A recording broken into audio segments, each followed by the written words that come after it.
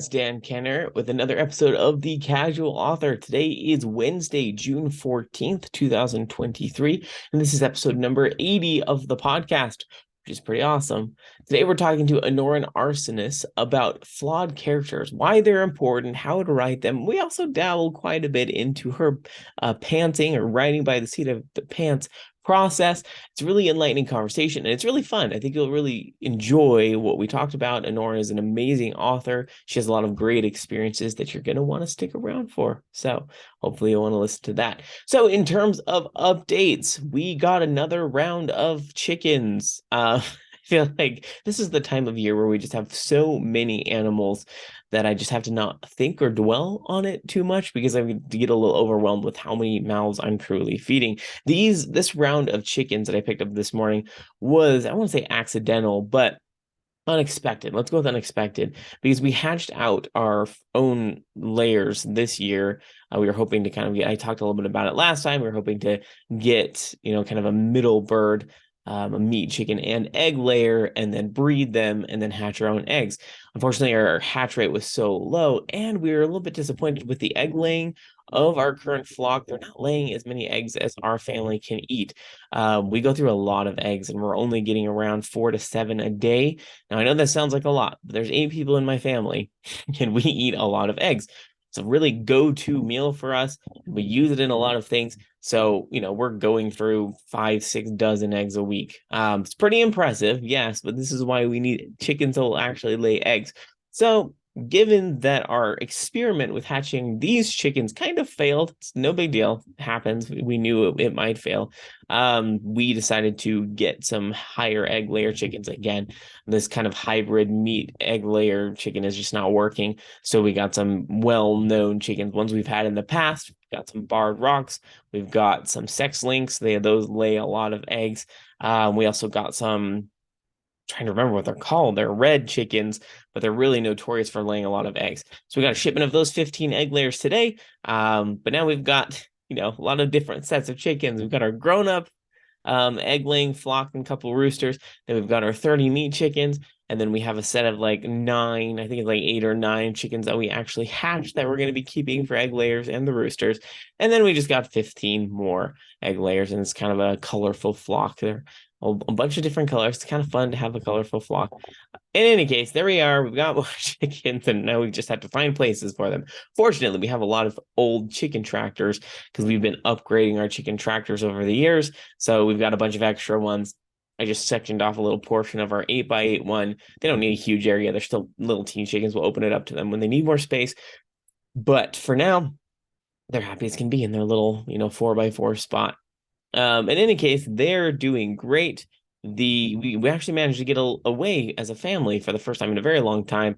We went to an amusement park down in Utah, had a lot of fun. Something you don't think about when you have milking animals is there's kind of small windows when you can actually get away. We still have the babies right now. We will be selling them off in a few weeks. Until then, we do have the opportunity to leave for a couple days here and there because the babies will take the milk. If you do not have babies, you need to milk them twice a day so their udders don't get swollen and they get mastitis. So we took advantage of that. Our neighbors took care of the bottle-fed goats. The other goats just ate off their moms. It was great. And yeah, we had a fun time. It was exhausting. We came home pretty exhausted, but the kids had a blast, and that is all that matters. Other than that, yeah, everything, the garden's all in. We finally finished planting the garden. Every year we tell ourselves not to make our garden operation too complicated, and then here we are, we make it too complicated. Yeah, it just keeps growing every year. We did figure out the watering system. Last year we had to hand water a lot of things. It was just a mess. Our plants didn't grow very well because they weren't metered very well. This year, everything's on a timer, which is helpful. Not that we forgot to water our plants. It's just that it's hard to know how to consistently water them when you've got a lot going on. Sometimes they just get watered in the timeline that they needed it, and the temperatures were kind of wild last year. Anyway, needless to say, things are going a lot better this year with the garden, and we put down weed controlling fabric, which is helping with that. Last year the weeds were wild, so hopefully that will contain a lot of it, and we'll get a lot of plants this year. That's the plan. Yeah, I believe that's everything in terms of homestead updates. Everything is pretty stable, just plugging along and having a good time with the goats and chickens. We are don't know if it's premature to say this. There have recently been some courses for a family homestead cow. Now we're looking into the option of potentially switching our goats with cows. Not that we dislike the goats, we love the goats. They're very fun. The babies are so much fun. With how much milk we use, it's kind of impractical. It just takes time to milk 5 goats. You can imagine you got to get one up there, clean them off, get them all ready, milk them, get them down, switch them 5 times. It just takes time, right? And we're only getting around a gallon and a half to 2 gallons a day, which, we make cheese, we make soap, there's all sorts of things we do with it. So we're not drowning in milk. We could use more. Thing is, I don't know if we can sustainably start milking more goats. That's just too many goats. So we're looking at the possibility of getting a cow. I don't know if we actually will.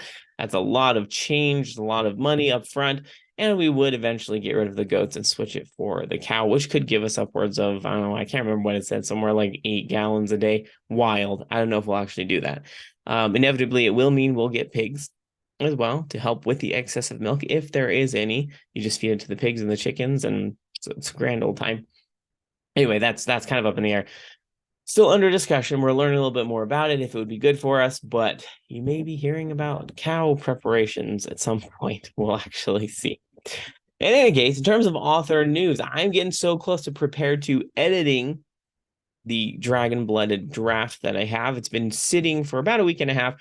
Generally, I like to sit for about 2 weeks to a month. I am excited to get into it and edit it because I'm eager for 2 things. I'm eager to start writing the second book, which is going to be called Demon Blooded. And ironically, so I have the Etcher's Plight, which is an epic fantasy. It's currently at around 190,000 words, just under 190,000 words. I've been too overwhelmed to touch that thing. It's just a beast. However, on the drive home, in an effort to keep me awake, because I was driving and it was super late, it was like 11 o'clock at night, my wife said, "Hi, how about you tell me the plot of the Etcher's Plight?" And as I was telling it to her, I was like, "Oh wow, this is actually really good. This is a dang good plot. This sounds really exciting. It's a lot of fun." So I got really excited to get back into that. Will I edit that before Dragon Blooded? No. However, it's good to know that after recapping the story, I think, oh, I'm actually really excited to get back into that. There's some really intriguing and cool things with it. So that's a good sign. That means that I'm not bored with the story. That means that the story is good, has value, and I think it will be exciting for you. When I left it, I was worried. Well, that was like too much. I don't know if people are going to be into it, but I actually think you will be. So we'll be getting into that soon. In any case, Dragon Blooded Eds will start soon. And I have begun kind of slowly started recording the audiobook for Awakened. It is going to take some time, just given my schedule. I'm hoping to spend just a little bits of time on it almost every day if I can. I've recorded the prologue in the first chapter. I have not edited them all. I'm kind of just going through the recording phase first, making sure that everything sounds okay. And it does. And then I'll probably spend some time editing it here and there, but it's a fun process. And I do not know why I wrote so many characters. I don't know why I do that to myself, but it's fun to bring the story to life and give voices to these characters that I spent so many years writing and editing. So I think you'll really enjoy that. And as an author, there's something special about recording your own audiobook. Not that it's better or it's obviously more cost effective than paying someone to do it. But regardless, we'll see how it goes. I'm just going to keep plugging along. The one thing I have noticed is how much I have improved with my writing, which is also encouraging. The first book is a tad bit rocky in places. I read a few things and think, oh, dang, I would definitely have worded that much differently, or I would have written that much differently if I knew what I know now, after having written hundreds of thousands of words in other drafts. Definitely I have improved with my writing, which, yeah, very good sign. But that does bring to the question, will I rewrite Awaken someday? Perhaps. I don't know. It's not something I'm going to talk about right now. I'm not going to even look at it. I've got a lot of other new books to write first. So in any case, I believe that is it for the update. So we can go ahead and shift over to the interview portion of the podcast.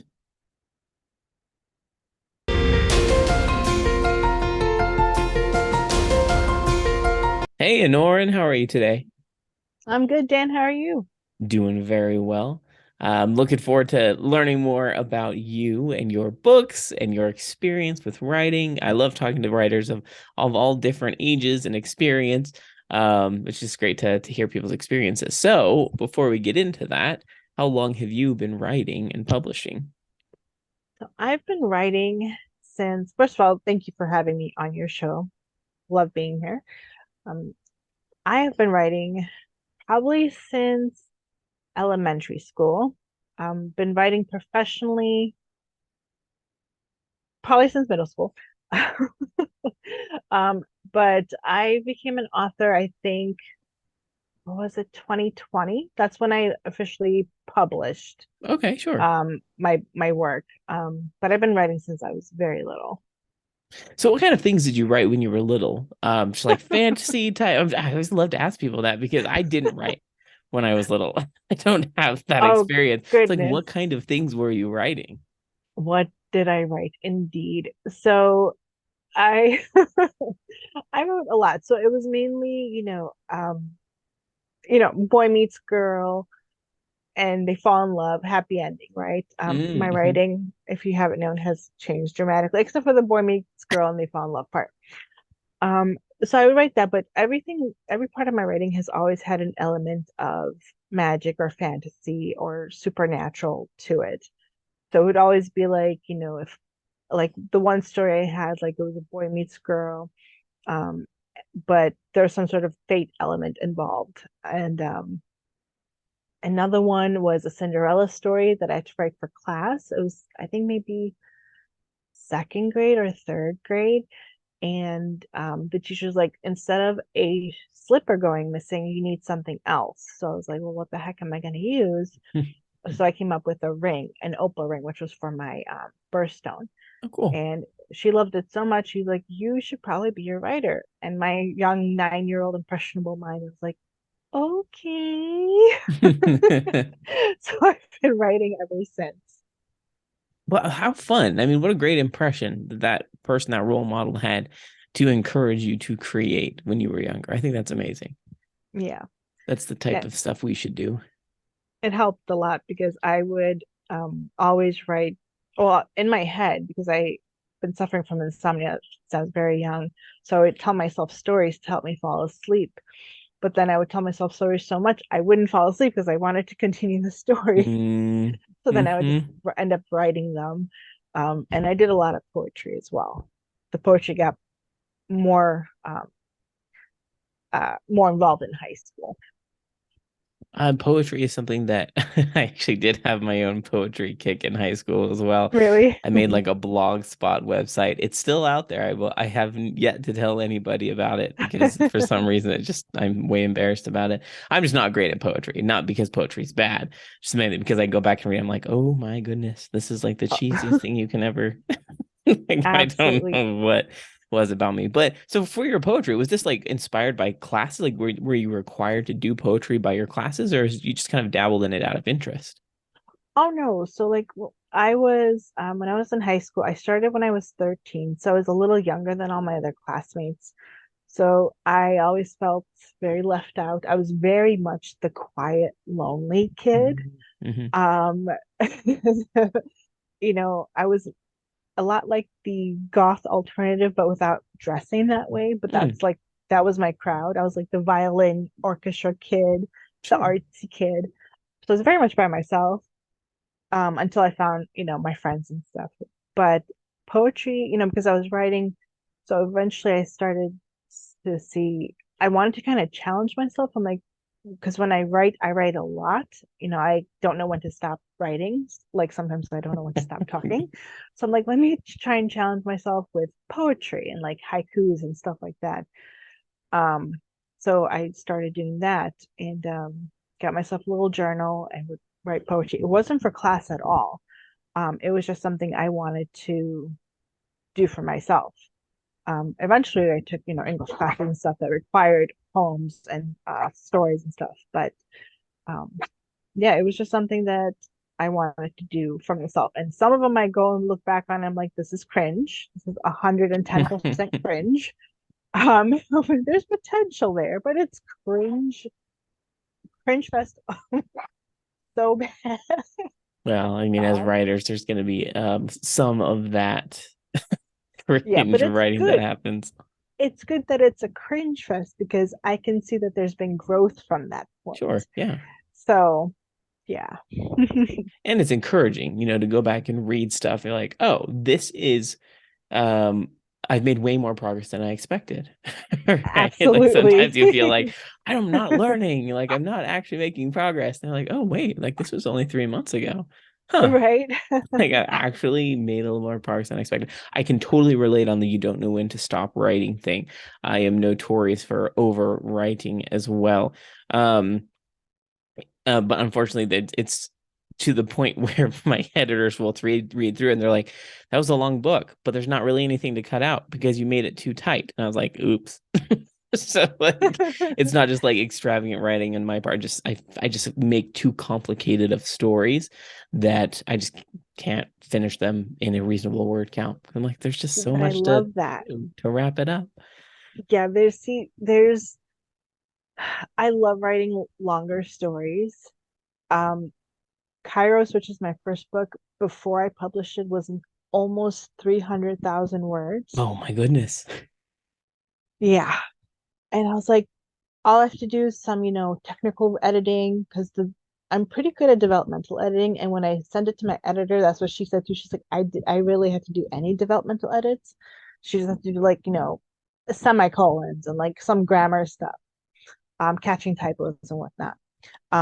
But before I sent it to her, I was like, let me go through this one more time. And then I deleted 100,000 words. That is impressive. And yeah, because my first book, I'd been working on it for 15 years. Like, and the story before that was in my head for a few years at that, So I've been working on that book for a very long time. And then to nix like 100,000 words was a little painful, but you have to compartmentalize and then you have to kind of look at it as like, what are you exactly deleting, right? Do I Hmm. really need to tell the reader that this tile in the bathroom is ocean blue? Do they really need to know that? Is it going to push the plot forward? Does my character even need to acknowledge the fact that the tile is blue? Hmm. No. She can just say, okay, the bathroom is pretty, right? Acknowledge maybe one decorative element and move on. So stuff like that, because I could have spent a whole paragraph on describing just what the bathroom looked like when I could have spent one sentence. Yeah. So that's how I ended up deleting 100,000 words because I was like, I spend a lot of descriptive things, a lot of words on descriptive things when you don't really need that. Unless my caveat is, unless it's going to push the plot forward, or if you're gonna need that in like the second book. If it's gonna come back, that detailed information is necessary for book two, and and so on. Because every sentence you write has to have um, meaning and has to have some kind of service to the story. Yeah, absolutely. It's amazing how many very, very popular books out there. I feel like the authors struggled with that. I feel a little bit bad when I'm reading some. I'm not going to name any books because I don't want to make anybody feel bad. But some of the popular kind of traditionally published, whether they're Mm-hmm. book talk famous or not, and I read it, I'm like, that was slow. It's like it was interesting, some of the descriptors that you put in there, but I found myself thinking, can we just move on? Like this is interesting Yeah, language. I just don't need to hear it. I would rather let my imagination fill in a lot of the gaps yeah. of some of this descriptor. So it's funny how that is. Obviously, no one's perfect at writing. We're Hmm. learning and whatnot, but it is interesting to hear your take on cutting out some of those things. And I mean, that's a massive reduction. Yeah, and I mean, I took out entire scenes, even like dialogue between characters, that maybe took out a whole page. I knocked it down to just maybe a couple of sentences of dialogue because, and that goes even down to rewriting, like down to the sentence level of how the dialogue is even written. Hmm. Can I condense this a little bit more? And that helps your craft as well. Like, how can I rewrite this to make it more consistent and make it flow better? Yeah. As opposed to taking up a whole page to say the same thing I could have said in like 2 lines. Yeah. And I know that sounds funny or like sounds really difficult, but it's not if you really sit down and, you know, do what you're trying to do. Because sometimes I look at writing the same way as I look at it like in a movie in my head. And sometimes people say writing isn't a movie in your head. Not everyone sees it that way, and not everyone does, but this is what works for me, Mhm. where I see a scene visually and then I write what I see visually, but I write it the way I see it, but also in a way that someone else can experience it if they can't see it visually. Um, like, how they're moving throughout a room, or how their body language is coming across. You can do a lot of body language. You can express a lot of body language that can take up words in a scene. So I've done, that's a good practice to do as well. Something that could be said can actually be foregone and taken. Um, Sorry, my dog just jumped on me. Stop it. He wants to be included. He does. Stay Don't leave back. him out of this. He's got his little sock in his mouth and he's like, Mommy, play with me. I'm Perfect so timing. sorry. Um, anyway, no, so like what could be said, you can say it, but you'd be surprised of how much you can show by just referring to body language. So Mm-hmm. that's another practice you can do with like show, don't tell, Mm-hmm. where you can just show the body language and not actually tell it with like uh, the dialogue. Yeah, I mean, I think that's amazing. And there's a lot of important things that you don't really know about craft until you actually begin writing, which I think is Hmm. the one thing I try to tell people who are wanting to write a book is like, I don't know where to start, or I don't have the skills to do it. The thing is, you won't really gain a lot of those skills until you just do it. Because Exactly. you don't know about yourself. You don't know what writing vices. We all have vices. You know, we don't have to get Yeah. into that. But you don't know what those are until you start getting it out on paper. You're like, oh yeah, that's not great. So then you can work through those issues. But it's amazing to hear your experience, particularly because I think you're the first person I've talked to that had such a massive cut in words.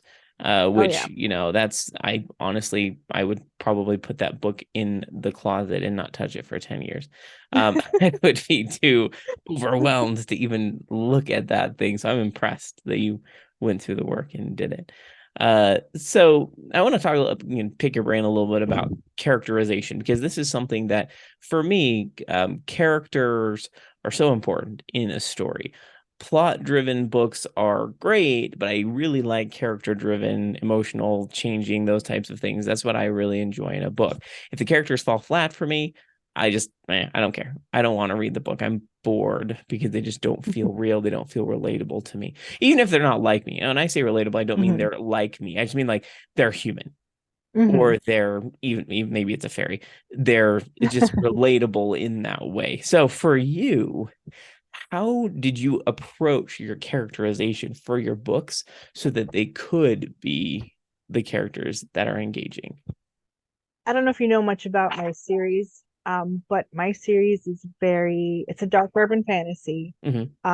and emphasis on the dark. Um, it's very violent. It's very, from what my readers say, depressing. Um, and it's very human, even though it's a fantasy, right? Hmm. Paranormal, supernatural fantasy. I don't even know how you would make that genre. It's got paranormal elements, supernatural elements, and fantasy elements. Wow. Do with that what you will. Yeah. But my goal is also to have a story that's very character driven instead of plot driven. For me, I want like the world building and stuff like that to be the backdrop Hmm. and have the characters be the soul of the story. And for me, how you do that, or at least how I do it, is I make sure that they are not perfect. If you give me a perfect character, I'm going to call BS. Um, because I'm not going to buy it. Sorry, because there is no such thing as a perfect character, unless, of course, the point of the story is a perfect character, right? Hmm. There's always an exception to the rule.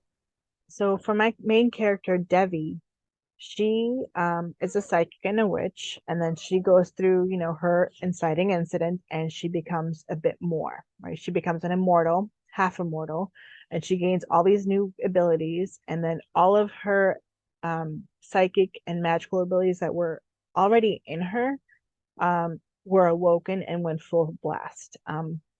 So she's very powerful. But despite being so powerful, she is still human. Like she's still not what everyone thinks she is. And what happens is she experiences the world in both the fantasy way and both the human way. And it's the human way that she experiences things that bring her down to our level, quote unquote. So she has a lot of struggles with mental illness and PTSD and suicide, both ideations and follow through the acts. But because she is half immortal, each time she tries to kill herself, it doesn't really work because she regenerates and, comes alive again. But me having her experience PTSD, me having her have depression, me having her try to kill herself, me having her be morally gray. She's the type of character that will go, and if she sees that a person is going to commit a violent crime against someone and that person has a history of doing it and will continue to do so, she has no qualms really about taking that person out. And because she can see the future, she knows that whether killing this person or sending them to jail would be better, which one would actually work out. And if killing the person is actually the better course of action, she will do that. So she's not perfect, right? She will actually go out and commit crime herself, but in her eyes, it's justice, right? Um, but she struggles with everything. She struggles with everything that she's gone through. And you see that on the page. She's not always wearing makeup. I don't think she ever wears makeup except for maybe some eyeliner. Um, and the supporting cast is the same. You don't see it much with the supporting cast, but they know things about her that they don't let on. And then the main male lead, Vincent, he's got a messed up issues as well. And he does the same thing. You see them struggle. And I think I'm going on a tangent here. I'm sorry. But the main thing is seeing these powerful beings struggling on a human level or with human issues like PTSD and suicide. You don't expect that from people that can, bring fire out of their hands or regenerate or see the future, right? Yeah, And there's a lot of experience. Sorry, I don't mean to interrupt. I think there's a no, lot you're of fine. experience that I've had reading where you actually find yourself frustrated when you're reading a book, whether they're superhuman or half immortal or even normal human. And, Mhm. I could use this as an example, not a specific book, but particularly with YA, Mhm. where, hero picks up weapon with zero experience and runs into an army of 1,000 people and comes out unscathed. It's just like, Yeah. no. Yeah, no, Like, that I'm doesn't. just like, unless there's like a basis for it, unless it's like, it leads to part of the story, like if it's connected in a clear way and it doesn't happen every time, then I can maybe Yeah. accept it. But most of the time, I'm just like, I don't even want to read this book anymore. Yeah. Unless picking up the sword actually gives him those abilities and that protection against being wounded, then that makes sense, But Devi actually does go through training. Mm-hmm. The paladins that she's with, the soldiers that protect her, they train her. Right. Once she becomes half immortal, they train her new body and her new powers, and they don't go easy on her. They beat the shit out of her because they're like, the enemy isn't going to take it easy on you, so we can't either. Mm-hmm. So, oh, I'm so sorry. I just cursed. I am so sorry. Oh, Ooh. no, no problem. Uh, I'm sorry. No, no, no. I want to respect your side and your podcast, and I don't want to say anything that is not on your roster here. So, I my bad. specifically did not ask you not to, so you're fine. It wasn't part of like the rules of engagement or anything. I just generally don't. So I think most people kind of pick up on that and they're like, oh. So it's honestly no problem at all. I Okay. do, hearing you talk about your character does, I can think of a lot of my characters. I'm definitely not a perfect author. Um, there's things I've learned about characterization of my own characters, but also in books that I've read. I know that I've read characters that are done well. When I get to the end of the book and whatever happens to that character, I'm like emotionally invested in that. And I don't like catches me completely by surprise.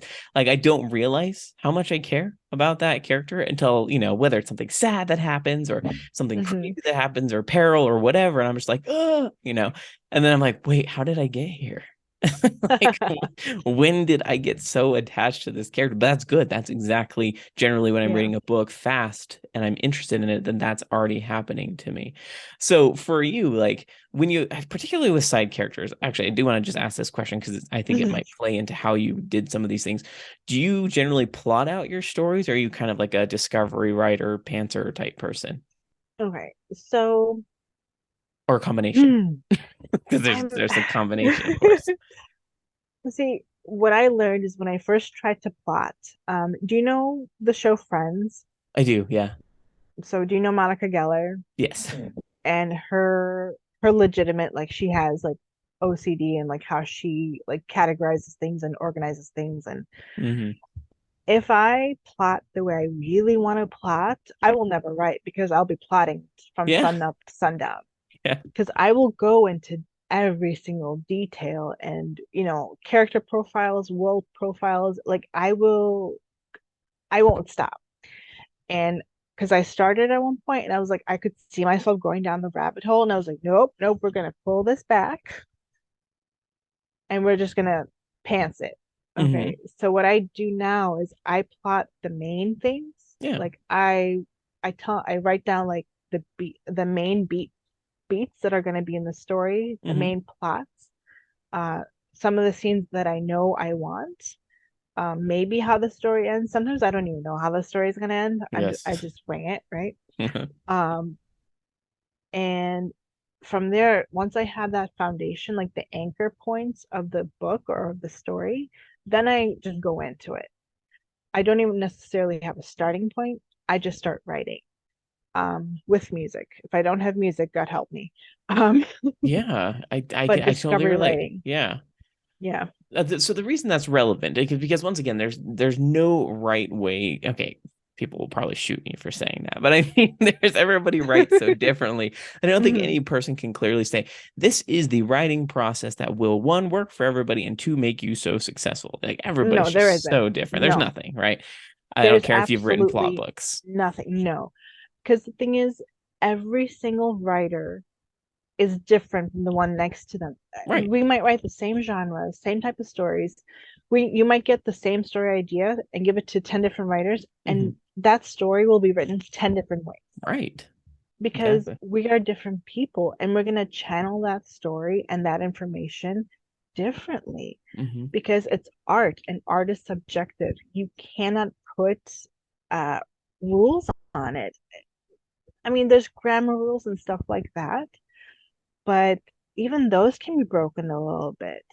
So my thing is like nothing is set in stone. Hmm. Like Hmm. your story comes to you however it comes to you and you create your art from it.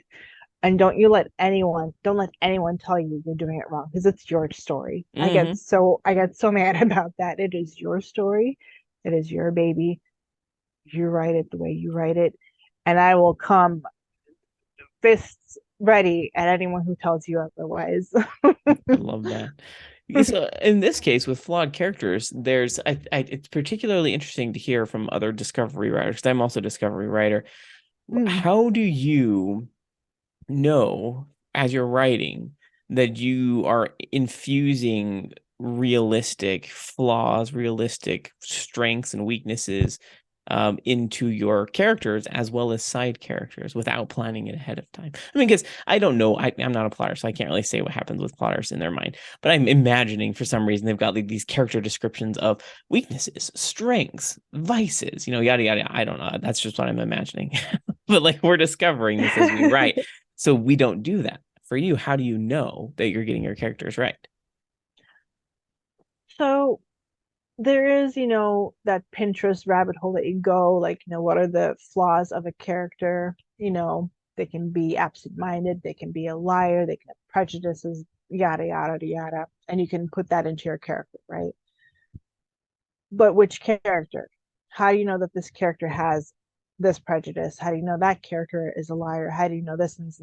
Like, how do you know, right? And honestly, you're not going to know until you start writing, at least for me. So, for instance, I didn't even know one of the paladins was going to be in the story until I wrote a specific scene, and then oh, here's an extra character I never even planned for, and there she is. So then I was like, crap, here we go. Um, the way I know a character is flawed and exists is personally from like personal experiences. Like I know what my flaws are, and I try to Mm-hmm. kind of instill that in others. And my characters know like one of them is clumsy, not necessarily that that's a flaw, but that anything that'll make you imperfect, you Right. know. If you're clumsy, that's let me tell you how clumsy I am. Um, Keeping secrets, okay. And not only is that a flaw, but that pushes the plot forward. Uh-huh. And I gave that to all of the paladins, and even some of the villains, because they're all keeping something from the main character, and sometimes they're lying to her about it, at the same time. So being like the truth, how much can you bend or break the truth, right? So that could be a flaw. And which characters would it hurt the most for it to happen with? Goodness, for that to come from to the main character is when I have to decide. So I would think the most painful would be Vincent, which is the main character, but also the secondary characters, because those secondary characters are kind of like Debbie's, they're her protection, right? They're her little nest. Um, and for uh, that nest of protection to be a little impure is almost betrayal like, and it dims that level of protection Mm-hmm. a bit, um and takes away the level of trust that she had in them. So it's kind of working in layers. You want to take the characters and see which ones are the closest to the main character and which ones would end up hurting the main character the most. And Mm-hmm. that's where you see, okay, how can this character hurt that character the most? Um, so pain, I guess, would be the the tool that I would be using to see how my characters are flawed and how to make them flawed, right? Mm-hmm. And all how they hurt Debbie. Another way is just the type of character that they are. Are they a main character? Are they a secondary character? Are they a villain? Are they a hero? How can I make them a little less than they are? So if it's a villain, they're snotty, right? They're, at least my villains, they're very up in themselves. Mm-hmm. How can I make that flawed? That I'm like, you know what? That's already their flaw. So I don't really touch that. So if you look at my villains, they're very old Hollywood, up in your face, like I am what I am kind of thing. Mm-hmm. And that's just their flaw. They are spoiled, they are conceited, and that is your flaw. It's not even that they're villains, it's just that is who they are. And then the main characters, Vincent in particular, he has so many secrets that he keeps from Debbie. It's for her own sake, but it draws a divide between them. And I don't even know if I answered your question at this point because I think I just rambled and rambled, and I'm so No, I sorry. think you answered it perfectly. I mean, because the kind of way you answered for me, the way I'm interpreting it is, it really comes down, especially with character-driven books, a lot of their flaws come out as you're writing because they're met with an environment, they're met with other characters, they're met with decisions, and those flaws just kind of manifest themselves when you think like, oh, how would, in my case, like I can use one of my characters as an example, Janice respond to this situation. Well, this is how she would respond, right? You just know. Hmm. Somehow you just know, whether it's a mistake or it's positive, that that's how they would respond. And coincidentally, just kind of an interesting example, Janice, comes off, she's kind of standoffish. She's very like secluded. She's an assassin at the beginning of the books, and over the course of the three books, she learns to, work with other people, accept other people. And as a result of it, Hmm. she actually makes a mistake later on in the final book that ends up coming back to bite him in the behind, so to speak. And so it's Hmm. you know it's kind of fascinating to be like, well, based on the character and where they are at this development stage in this book, this is how they would respond. And sometimes it's a mistake, and sometimes it's not. And so that's for me how they manifest. And you kind of described a few situations yourself of like, this is how they act, this is how they respond to these other characters, this is how they behave. And it just feels natural because you, as the author, especially particularly discovery writers, it just feels right as you're writing it. Right? Is that the best way to describe it for you? Yeah, it all depends on who the character, like if I know who the character is first, then I know how they are gonna, like you said, act in a certain situation and respond to a certain situation. Yeah. So if I know who they are first, then I know how they're gonna respond, and I would know what their flaws and cons are, flaws and their pros are. So how do I know what the character, who the characters are? That's a whole other different conversation. Yeah. Yeah, we could have a whole nother episode about that. Yeah. Because yeah, there's a lot that comes down to characterization. And I appreciate your insight on this. Your books sound really incredible. I admittedly have not read them. This is one of the things I find challenging as a podcaster. I would love to read every single book of every Mhm. single person I chat with. It's just time. It's Oh, so yeah. And tricky. it's not an easy book to read. Like a lot of people who've read my book, they said, I keep crying. Others say I gotta take a break. Others Mm. say this is giving me nightmares. Others have told me I read it 10 times. I love it. I mean, they all love it. That's the consensus. They all love it.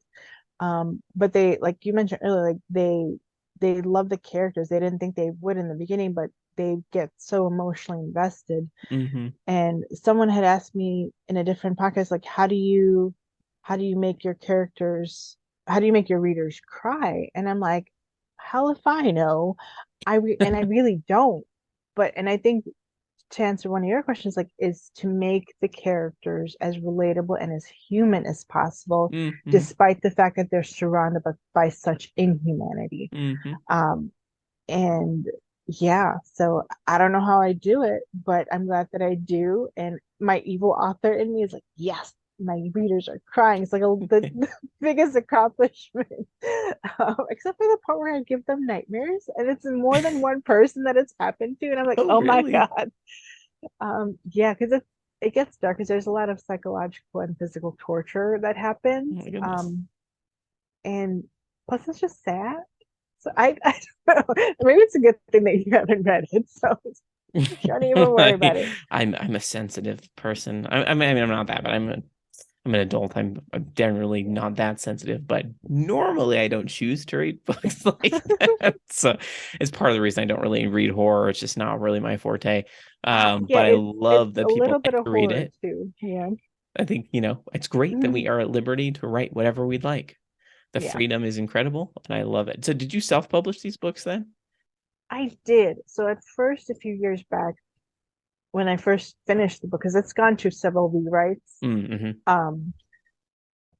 um, I tried to query and I went the traditional route, and I got a few, responses. One was from a Christian publishing company. Oh no. And then I looked at my book, and then I looked at the publishing company, and then I looked at my book, and I was like, yeah, no. Not a good fit. Because the main character, um, has a lot of issues with her faith as well. Mm-hmm. And there's a scene in chapter one where she's literally in church, and I don't want to get too graphic, but she does shoot herself in the head repeatedly. And she doesn't die because she's, like I said, she's half immortal. She Right. heals after every bullet. But I looked at the book and then I looked at the publishing and I was like, yeah, no, this is not going to work.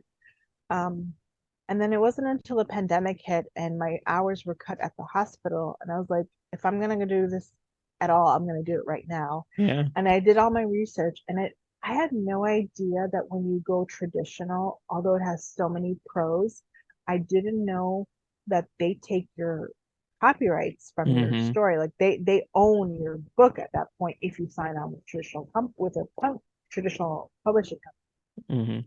And I was like, I didn't know that, because they would do all the editing and a lot of the marketing, and they just the cover, like they would take care of all of that. You don't have to pay for anything, but the biggest exchange would be that they would own your book, and then if they didn't want to do the sequel, you would have to wait a certain amount of time to be able to buy your book back to then be able to put out the second book.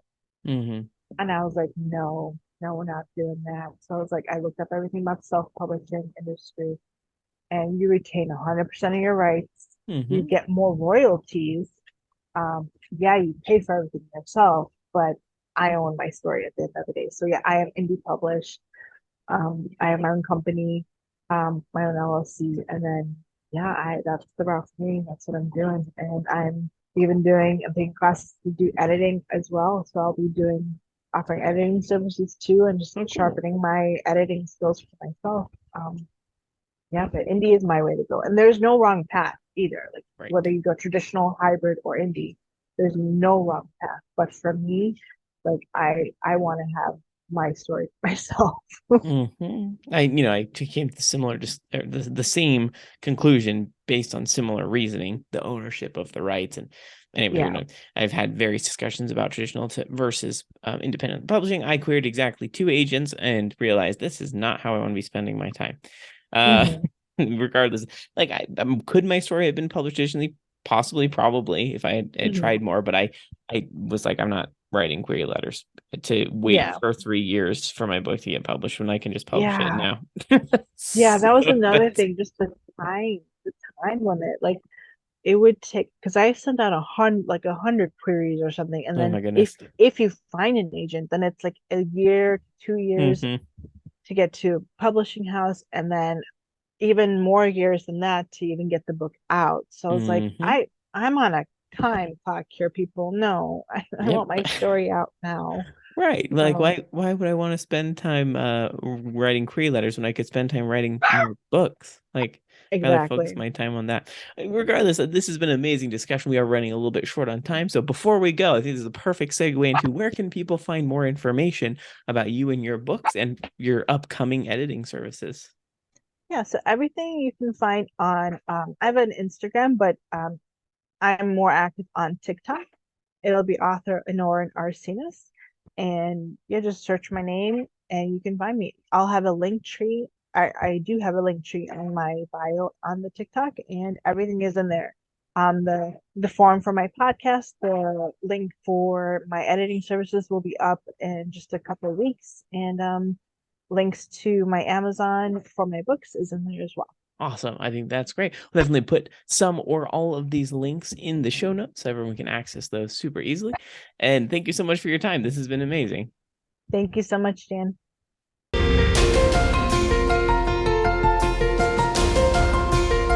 I hope you enjoyed that conversation with Anorin. It was really, realistic and frank for those of you who, are looking into writing and maybe don't know how to plan it or maybe don't want to plan it. You're afraid of various things. It was great to hear her perspective on, hey, this is how I approached it. I didn't worry about some things, kind of left things to, I'll edit those out later.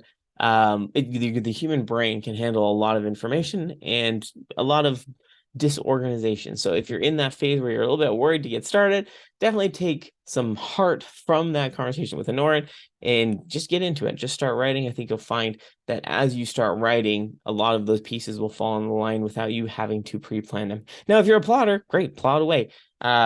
Just know that everyone has their own writing style, and the best thing you can do is just get started.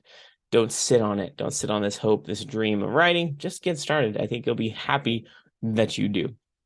So there's that. Next week, we'll be talking to Nikolai Weiskol about his experience with publishing. He is in the process of publishing his first book. It's a really excellent conversation. We talk a little bit about genre. We talk about preference with our writing and the freedom of publishing independently. He also has a unique experience of publishing a story via Kindle Vella, which is a serialized platform. You can write serial chapters or a serial story. He took his Kindle Vella story and turned it into a novel that he's publishing later this year. So I think you'll want to stick around for that conversation next week. You'll really enjoy it. For now, thank you so much. Definitely let your friends know about The Casual Author. Subscribe and share with them. Thank you.